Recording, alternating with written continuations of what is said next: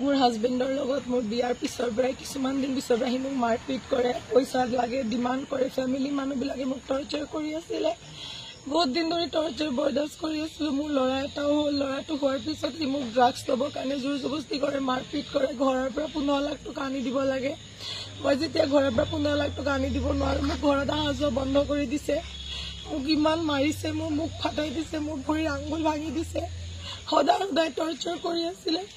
আজি 11 মাহ ধৰি মই মোৰ মাৰ ঘৰত আহিলোঁ। মাৰ ঘৰত অহাৰ পিছৰ পৰা মোক সদায় মাৰি পেলাব, মোৰ ঘৰৰ মানুহক মাৰি পেলাব বুলি টৰ্চাৰ দি আছে। কেইদিনমান আগত মোক মাৰাৰ পাৰ্কৰ সন্মুখত ৰখাই পেলাই কৈছে মোৰ ওপৰত এচিড এটেক কৰিব, গাড়ী উঠাই দিব। মোৰ হাজবেণ্ডে। কি নাম তেখেতৰ? শ্বৰীফুদ্দিন আহমেদ। ঘৰ ক'ত তেখেতৰ? ঢিংগেট। কি কৰে তেখেতে? PHC ৱাটাৰ চাপ্লাইৰ কণ্ট্ৰেক্টৰ হয়। নগাঁৱৰ বাপেক ভায়েক চব এইটোৱে কৰে। মই যেতিয়া দম দিওঁ যে মই পুলিচৰ তাত যাম, সি মোক কয় পুলিচে একো কৰিব নোৱাৰিব। আমাৰ ফেমিলি বহুত ডাঙৰ ফেমিলি হয় আৰু আমাৰ ফেমিলিক কোনে একো কৰিব নোৱাৰে। এনেকৈ কৈ মোক বহুত দিন ধৰি টৰ্চাৰ কৰি আছে।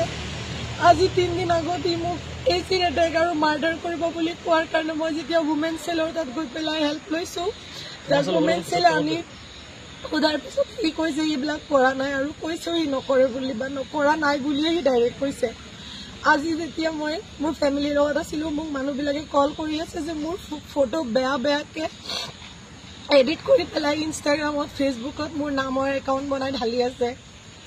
তাৰপিছত সি মোৰ ভায়েকক কল কৰিছে, মোৰ সৰু ভাইটিক কল কৰি পেলাই কৈছে সি মোৰ ঘৰৰ সন্মুখত আহিছে, মোৰ ঘৰৰ সন্মুখত সি ৰখি আছে, মই যাব লাগে, সি মোৰ ভাইটিক আৰু মোক মাৰি পেলাব, মোৰ বাচ্চাটোক মাৰি পেলাব, মোৰ 1.5 বছৰ এটা ল'ৰা আছে তাকো মাৰি পেলাব। মোৰ ফেমিলি মানুহক তাৰ পৰা বহুত ৰিক্স হৈ গৈছে। মই বাধ্য হৈ গৈছোঁ পুলিচৰ তাত আহিবৰ কাৰণে। মই বহুতবাৰ পুলিচৰ পৰা হেল্প ল'লোঁ, কিন্তু এইবিলাক বন্ধ কৰি থকা নাই। পুলিচে আপোনাক কোনো সহায় কৰা নাই নেকি? কৰিছে। এতিয়া মোক আজি তাক মাতিছে, কিন্তু এতিয়ালৈকে অহা নাই। মই এতিয়া বহি আছোঁ থানাত আহি পেলাই। তেতিয়া মই এইটো কাৰণে থানাত আহিলোঁ। মোক যেতিয়া সেইবিলাক ক'লে মই ঘৰত গ'লোঁ, মোৰ ঘৰৰ বাহিৰত সি মোক ৰখাই পেলাই, সি আৰু তাৰ লগত এজনী ছোৱালী মানুহ আছিলে, তাই ছোৱালীজনী তাইৰ ভাবীয়েক নহয়, কিন্তু সি কৈছে এইটো তাইৰ ভাবীয়েক হয় বুলি, কিন্তু তাই নহয়। মই তাৰ ঘৰৰ গোটেইকেইটা মানুহক চিনি পাওঁ। তাৰ ভাবীয়েকে মোক পিঠিত মাৰিছে, চুলি টানিছে আৰু সি মোক মূৰত গালত থাপৰ মাৰিছে, টৰ্চাৰ কৰিছে গোটেই পাব্লিকৰ সন্মুখত। মানুহবিলাকে ঠেলাঠেলি কৰাৰ পিছত গাড়ীত উঠি পলাই গ'ল। এতিয়া মই থানাত আহি বহি আছোঁ ইমান দেৰি ধৰি। কিমান দিনৰ পৰা আপোনাৰ হাজবেণ্ডে ড্ৰাগছ লয়?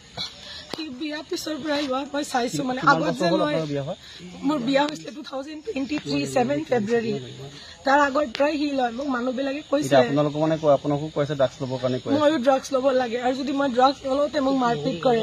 কিমান পইচা আপোনাৰ পৰা লৈছে? মোৰ দেউতাৰ পৰা 5 লাখ ৰুপিজ লৈছে সি, আৰু মোৰ গোটেইকেইটা গ'ল্ড লৈ লৈছে। মোৰ গ'ল্ডকেইটা গোটেইখিনি তাৰ তাত। মোৰ গ'ল্ড সি ঘূৰাই দিয়া নাই। গ'ল্ডৰ পৰা সি লোন লৈছিলে ষ্টক মাৰ্কেটত লগাবৰ কাৰণে।